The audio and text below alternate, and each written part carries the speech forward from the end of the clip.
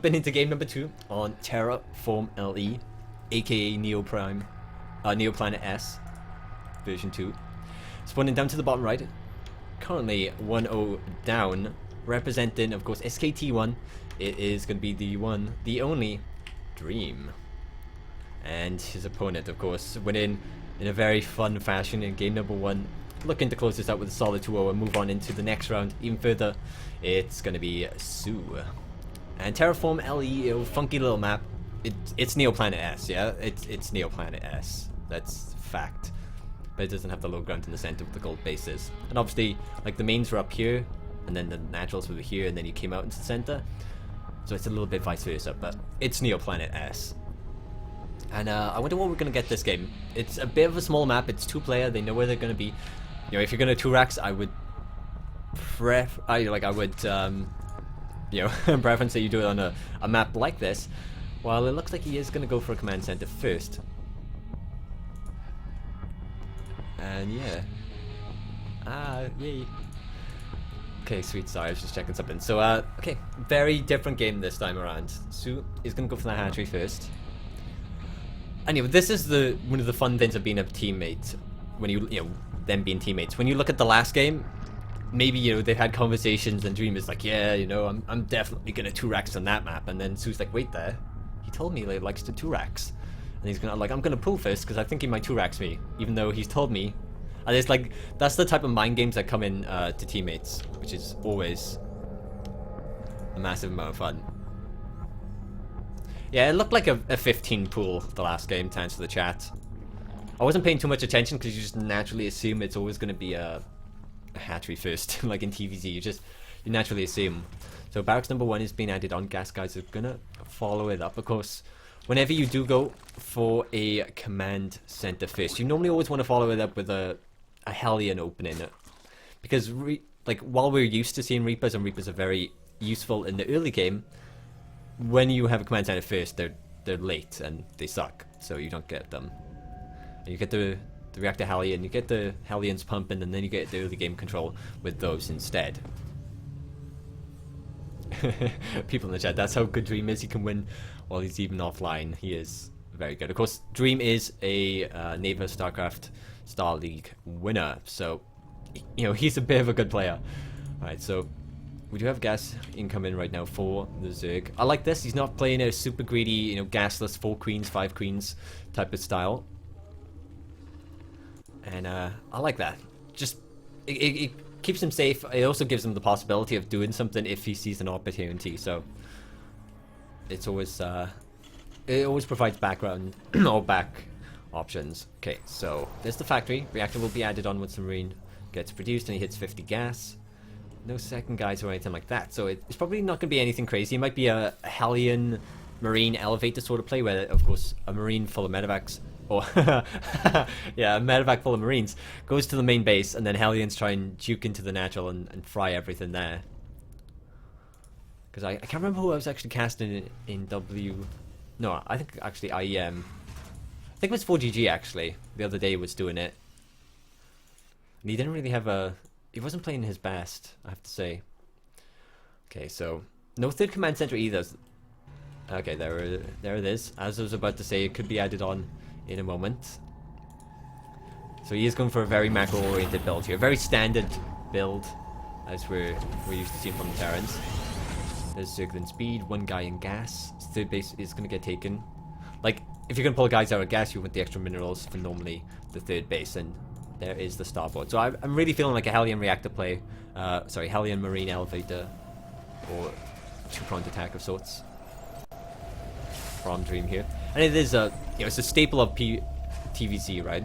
Like, it's been around since the beginning of time, pretty much, where you're trying to, like, drop Marines right back here. Sometimes you can't elevator them all, so you have like 4 Hellions, 8 Marines, or 6 Marines is normally the amount you have. Or you just drop the Marines up here, go for the mineral line, and the Hellions go for this. Okay. Hellions trying to get a bit of information here. They see the 2 queens spreading the creep. They see the third base, so he knows exactly what his opponent is going for. And there's gas guys, is 2 and 3 for soO, so he's gonna get that extra gas income roll. Ooh, actually, it's a it's gonna be a Banshee build of sorts. Interesting. No cloak starting yet. He does have enough gas for it. And he actually queues up an armory. So, oh, okay. It's actually going to be Hellbat Banshee of sorts. This can be really interesting.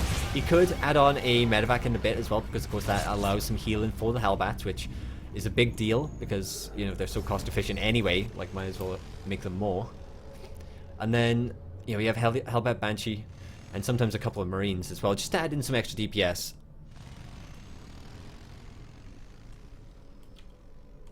And Hellions just trying to get that, or like try and find a spot where maybe there's not too much creep and they can sneak by everything. Alright, so 3 queens is still going to be wait, he's got 5 queens in total. 4 of them are outside right now with 1 in the main, so his injects are somewhat lacking. 6th queen is about to be produced, and here comes the Banshee. The Hellbats are about to maybe morph in, boys. Hellbats are here they come. Doo-doo. They're so slow though. They're like Transformers just running up. 5 queens is actually still quite a lot. The Banshee does not have cloak, so they can target fire pretty straightforward here. And there's like not much on the ground to actually stop the queens from being roasted by these Hellbats. The mineral line is still okay. Here come the Zerglings. The workers just about running by that Hellbat, not taking too much damage. But a queen will fall. 6 worker kills the Banshee. Also tries to target fire some of the workers. And Banelings are rolling. 5 Hellbats are going to get completely destroyed in a second. And no, destroy them. There we are. And the Banshee will get forced back. So that was a decent little attack there. Like it was just mineral based units for gas, some workers, like lost mining time, some production with the queens. So that was actually somewhat worthwhile for Dream. But you know, we have a lot of units on the field. That means that soO can counter attack right here, and he is gonna actually shut down these Hellions. The 3rd base has also been scouted, so soO might want to go for that instead of suiciding into the Hellions here. You know, might as well get what damage you can. There's like no turret, no bunker. The spire is only now started anyway, so it's not like mutas are on the field. And we do have 1-1, so soO is playing a very standard Limblin muta composition here, which, you know, it's a great composition. It does amazingly well in nearly all aspects. It's just against like tanks is the real worrying factor. And we should have Thor, yeah, if we do have Thors in production now. So if there's any Terrans in here and you're always wondering when you start to produce Thors, you always want to take it or produce them when you get your 5th and 6th gas geysers. And then that's when you normally add on like your 4th and 5th factory, which we might see quite soon.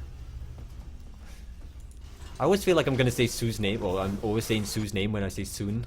It's really interesting if you look at his name that way. And yeah, okay, there's actually the 2 other factories. And of course, once you get your 3rd base, you build the tech lab onto one of the other factories. The other ones get maybe another tech lab and then a reactor for the Widow Mines. Normally. But he's actually producing Hellbats instead. Because you don't really see normally that many Hellions or Hellbats at this stage of the game. We do have Hydras in production. Ooh, a Hive as well. He's getting his +1 missile attack. So soO is just like in a comfortable spot getting every upgrade available.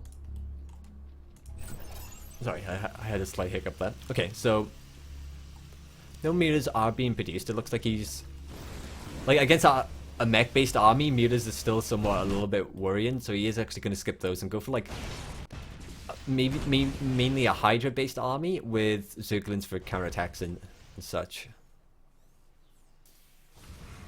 Okay, so 2nd armory being added into the mix. We have full-on mech here, boys.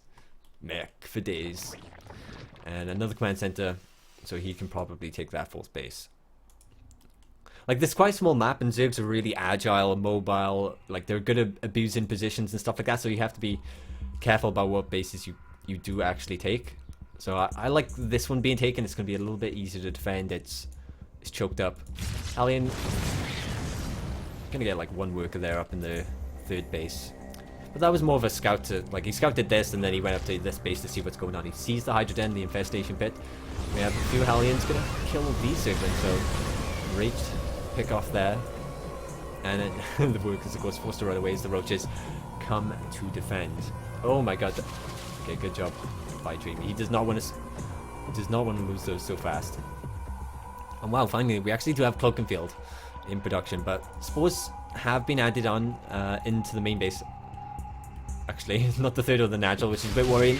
Hydra Roach going to pick off a couple of these Hellions as they try to dart past them. Only 3 will remain, and that is enough to one-shot a worker, but you know, he lost like 5 of them beforehand. Going to get a couple of extra kills, that's 6 in total. So, could have been a little bit more efficient there.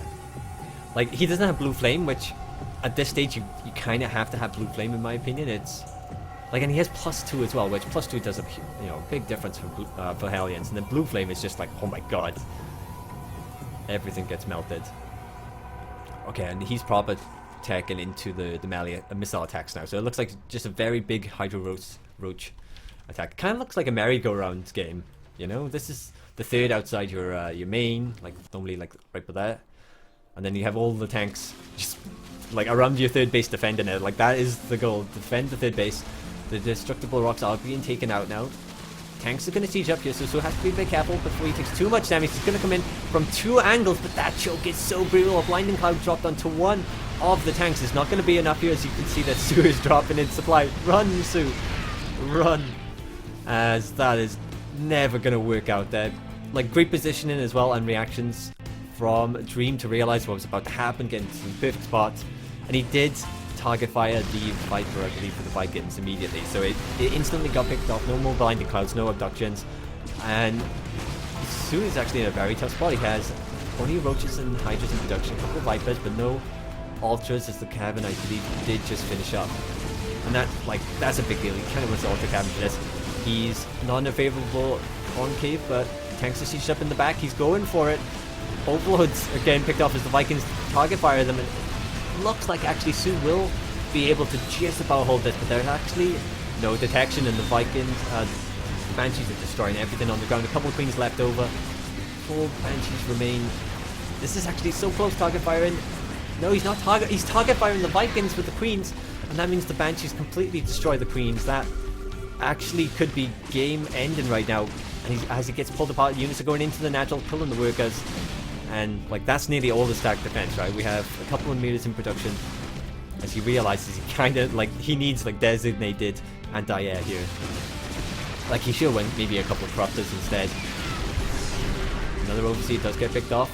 25 supply lead, and Dream is rallying across the map right now, so I think soO is definitely gonna have to tap out in a moment. He's like, how do you break this? How do you, well, not how do you break it, how do you defend against it? I don't think you do. And GG.